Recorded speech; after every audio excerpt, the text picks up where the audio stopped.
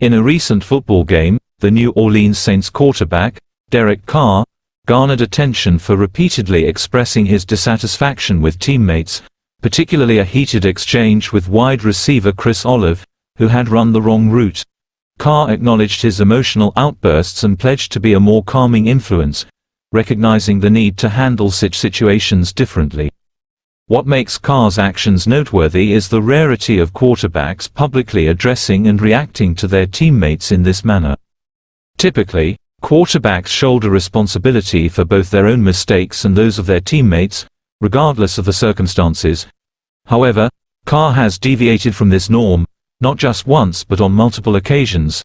He previously shouted at his offensive coordinator, Pete Carmichael, during a game against the Houston Texans, even though he later claimed the outburst was not directed at Carmichael.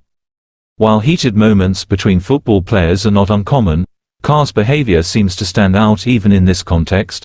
Surprisingly, there have been few strong condemnations or labels like selfish or bad teammate associated with Carr in the media. His actions have largely escaped intense scrutiny and critique. The article points out an underlying double standard that exists in the world of sports.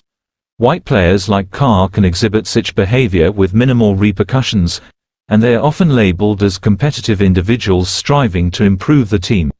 In contrast, if a black player were to consistently act similarly, the reaction from the media and the public would likely be far more critical, with Carr's actions serving as a stark example of this difference in perception. The piece also highlights that black athletes often face heightened expectations to maintain a perfect temperament, both on and off the field.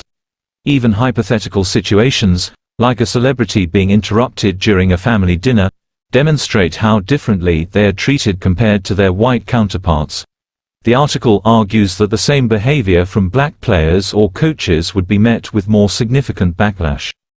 The author notes that high-profile black athletes such as Terrell Owens, Chad Johnson, and Odell Beckham have been labeled as selfish or problematic in the past due to disputes with teammates or coaches. This demonstrates the recurring pattern of unfair scrutiny directed towards athletes of color. In the end, the article suggests that Derek Carr's actions are perceived differently because he is a white quarterback, and this disparity in perception is rooted in broader racial biases present in the world of sports.